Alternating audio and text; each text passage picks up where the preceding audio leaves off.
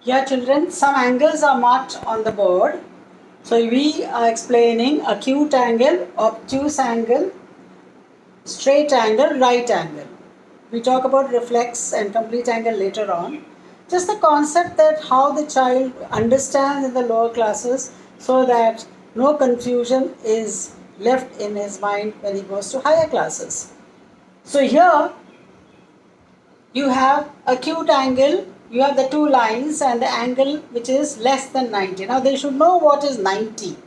So immediately 90 degrees you can show the edge of the board on which you're writing, the book on which the child is writing. Okay, the two edges of the board, the two edges, the adjacent edges of the book, they make 90 degrees. And the symbol we use for 90 is this one. So many a times we do not explain because not given the angle is 90 and this is marked and children overlook this. So you must say it's 90 degrees. Angle less than 90, so you can see that this is 90. So this is my compass, this is 90. So as my arm is going closer to the horizontal, the angle is becoming less than 90, so it's acute angle. The other way around, the children left to right. Now show the other way also. This way. 90, now it won't go that side. As the arm comes closer to this horizontal, whichever direction it is, the angle is acute angle. In lower classes, teachers mark this 1, 2, 3, 4 or x degrees, so they don't know how to name an angle.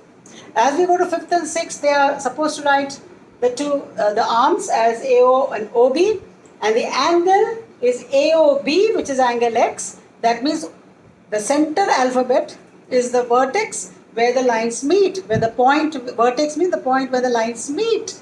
So where they meet, that is center. So if they want to name this angle, it is not FGE, it is FEG.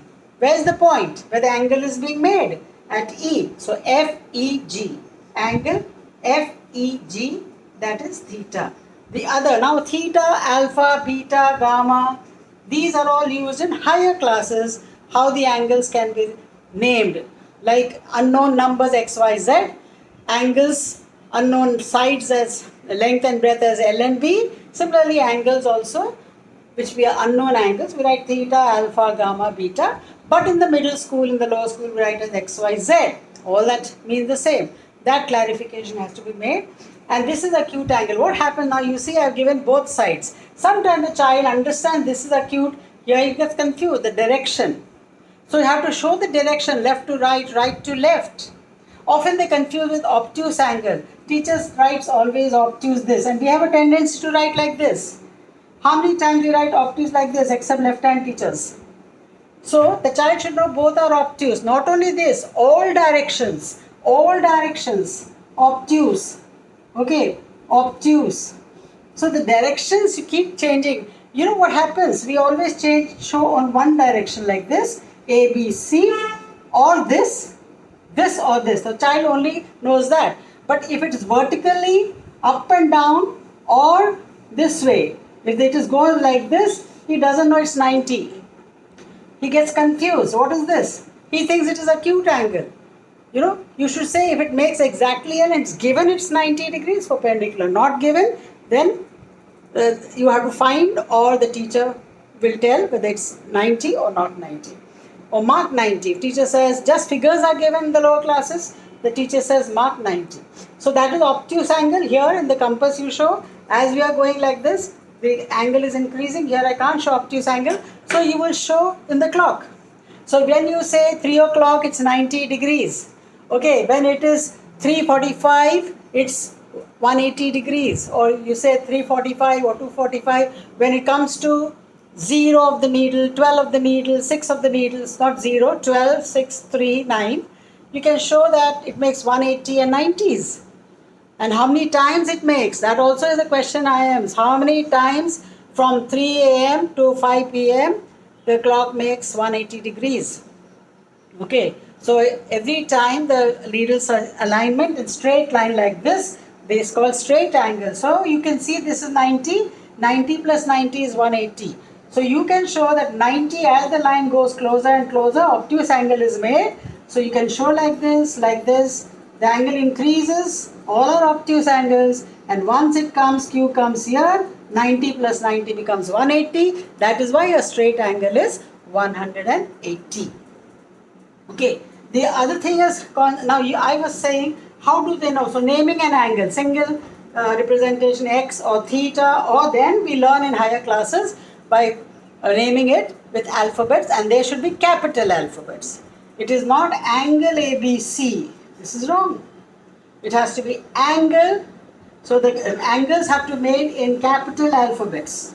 Now the other thing which when they are doing angles, you can show it like this.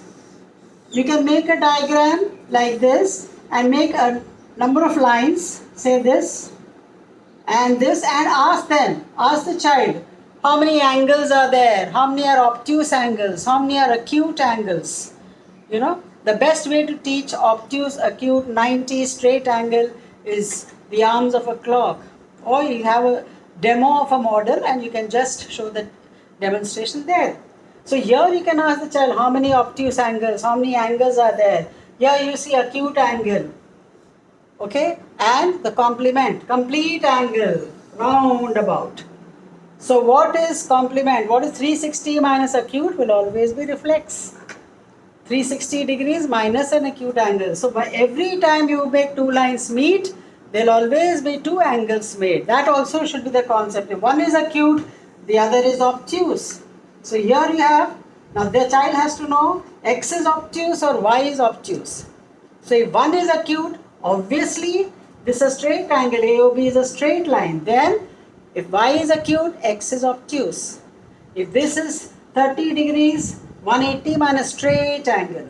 So simultaneously when two lines meet, they make acute and obtuse. And then you can also ask them, suppose this is named as E. What is FOB? Acute. What is AOE? Is obtuse. And what is AOB? This straight angle. Straight angle. And what is reflex? You know, name this angle. You name it like this. That's called as reflex, EOB. And EOB, angle EOB is 30 degrees or Y.